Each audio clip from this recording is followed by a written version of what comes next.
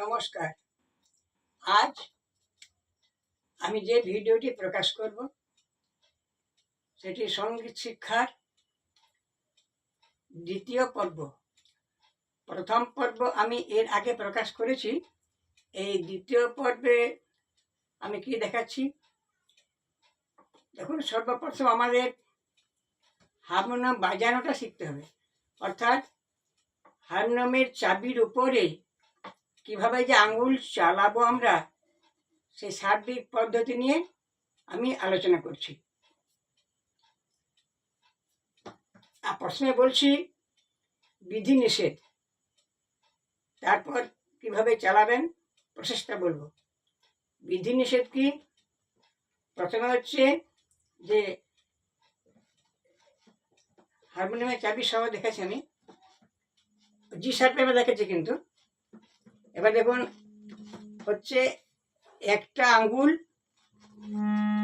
আঙ্গুলকে কিন্তু ডিঙ্গিয়ে চাবিতে বসবে না। যেমন ধরুন এখানে আছে, এইভাবে ডিঙ্গিয়ে বসবে না, ব্যাস।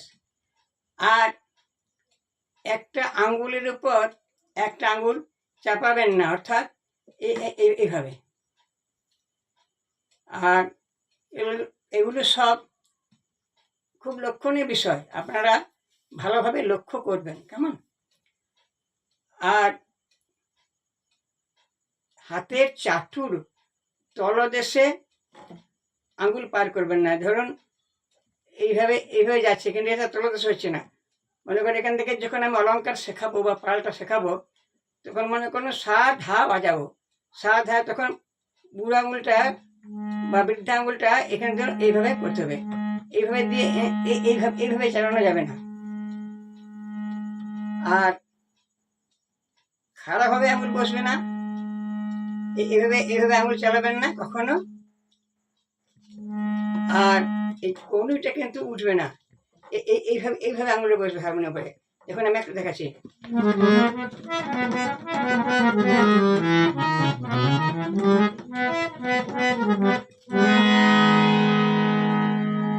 আর বৃদ্ধা বা বুড়ো আঙুল অনিবার্য কারণ ছাড়া কালো চাবিতে ব্যবহার করবেন না। আর কনিষ্ঠ আঙুলটা কোনো মতেই কাজে লাগাবেন না, এটা ব্যবহার করবেন না। আঙুলগুলি কিন্তু সবসময় চেষ্টা করবেন এই বৃদ্ধা, তর্জনী, মধ্যমা, অনামিকা, বৃদ্ধা, তর্জনী, মধ্যমা, অনামিকা। এবার দেখুন এইগুলোকে আঙুলগুলোকে অভ্যাস করতে হবে। এবারে আপন আপন স্কেল অনুযায়ী, যদি আঙুল দিতে সুবিধা মনে করেন, আপনাদের ইচ্ছা অনুযায়ী আঙুল দিতে পারেন। এবার আমি বলছি যে আঙুলগুলির পরিচয়টা আরেকবার দিয়ে দিচ্ছি। কোন চাবিতে কোন আঙুলটা বসাবেন বা কোন চাবিতে কোন আঙুলটা চালনা করবেন সেটা দেখাচ্ছি। এটা বৃদ্ধা বা বুড়ো আঙুল, এটা হচ্ছে তর্জনী, এটা মধ্যমা, আর এটা অনামিকা, এটা কনিষ্ঠ বা কড়ি আঙুল। এবার জি শার্পে এটা সা হচ্ছে, তা জি শার্পে সায়া দিলেন তর্জনী, রেতে দিলেন মধ্যমা, গাতে দিলেন বৃদ্ধা বা বুড়ো আঙুল, মাতে দিলেন তর্জনী, পাতে দিলেন মধ্যমা, ধাতে দিলেন বৃদ্ধা বা বুড়ো আঙুল, নিতে দিলেন তর্জনী, সাতে দিলেন মধ্যমা, ব্যাস। এবার চতুর্থ রূপ এভাবে ওইভাবে নেমে এলো। সা, নি, দা, পা, মা, গা, রে, সা। আর বুড়ো আঙুলটা অনিবার্য কারণ বলতে এইভাবে বসবে, হ্যাঁ। তাহলে আঙুলের ব্যাপারে কিছুটা বললাম। তারপর আমি আমার পর্ব অনুযায়ী কিছু সময় অনুযায়ী আমি আপনাদের আরো জানাবো। এবার দেখুন কিভাবে আপনারা আপন আপন স্কেল চিনবেন, গলার স্কেলটা চিনবেন। কিভাবে স্কেল চেনা যায় এটা কিন্তু খুব জরুরি।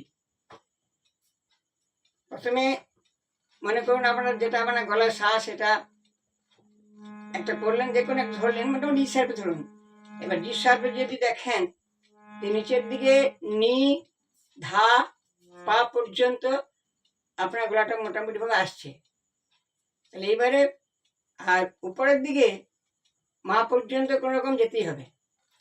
তাই সেইভাবে স্কেলটা আপনারা একটু যাচাই করে নেবেন যে আমার গলাটা, অর্থাৎ আপনাদের গলাটা, নিজস্ব নিজ গলাটা বা স্বরটা ঠিক আমার সা নি ধা পা পর্যন্ত আসছে কি না, আর উপরের দিকে তার সপ্তকের মা পর্যন্ত যাচ্ছে কি না।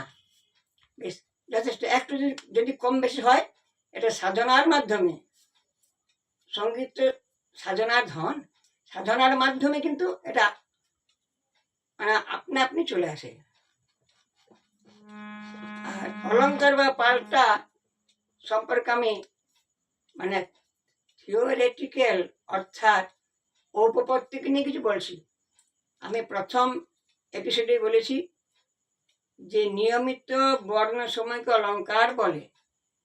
তা নিয়মিত বর্ণসমূহ কিরকম, ধরুন আমি একটি দেখেছি ছোট্ট করে, গা রে সা, মা গা রে, পা মা গা, ধা পা মা, নি ধা পা, সা নি ধা, রে সা নি, গা রে সা। এটা হচ্ছে 3 সপ্তকের অলঙ্কার। এবার এটা আমি নিয়মিত দেখালাম, এটা আরোহ দেখালাম, অবরোহটা দেখ, অবরোহটি কিভাবে দেখুন, ধা নি সা, পা ধা নি, মা পা ধা, গা মা পা, রে গা মা, সা রে গা, নি সা রে, ধা নি সা। এটা হচ্ছে নিয়মিত। আর অনিয়মিত একটা আমি আপনাদের মানে হিন্টস দিচ্ছি যে অনিয়মিত কিরকম। এখানে ধরুন আপনারা করলেন গা রে সা, মা গা রে, পা মা গা, ধা পা মা, নি ধা পা, সা নি ধা, রে সা নি, গা রে সা। এটা হলো নিয়মিত। এইবার যখন ধা পা মা, নি ধা পা, সা নি ধা, এইবার যদি রে সা নি না করে যদি ধা নি সা করা হয়, তাহলে হয়ে গেল অনিয়মিত। এটা আমি কেন বললাম না, আমি দেখছি ধরুন হয়তো কিছুদিন গান শেখার পর যদি আমার কাছে কেউ আসছে, তাদের অনেকের খাতায় আমি এইরূপ দেখছি বলে কথাটা বললাম। কেমন, এটা অনিয়মিত অলঙ্কার। প্রথম থেকে যদি অনিয়মিত অলঙ্কার সাদা হয় বা পাল্টা সাদা হয়, তাহলে যদি সুরেল গলা থাকে তাতেও কিছুটা নষ্ট হয়। এবার আমি দেখুন আমার আঙুলের দিকে তাকাবেন, আমি সামান্য একটু হারমোনিয়াম বাজিয়ে দেখাচ্ছি যে আমার কিন্তু বুড়ো আঙুলটা কোনো মতে কালো চাবিতে আসবে না, অনিবার্য কারণ ছাড়া। দেখুন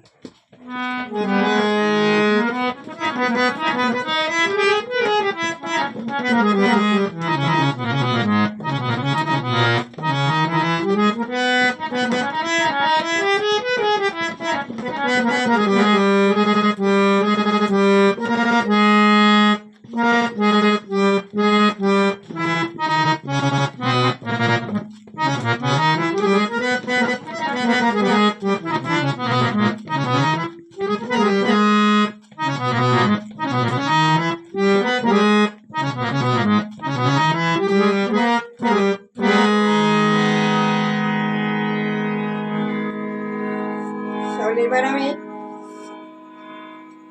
পরের এপিসোডে আর কিছু আপনাদের দেখাবো। তারপর আমি প্র্যাকটিক্যাল পরীক্ষাটা, প্র্যাকটিক্যাল ক্লাসটা শুরু করব। কেমন, আমার এই ভিডিওটি যদি আপনাদের কাজে আসে, আপনাদের যদি উপকার হয়, যদি ভালো লাগে, তবে অবশ্যই আপনারা লাইক করবেন, কমেন্ট করে সুবিধা অসুবিধা আমাকে জানাবেন এবং সাবস্ক্রাইব অবশ্যই করবেন।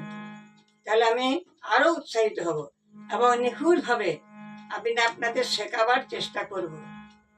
আজ তাহলে এই পর্যন্ত। নমস্কার।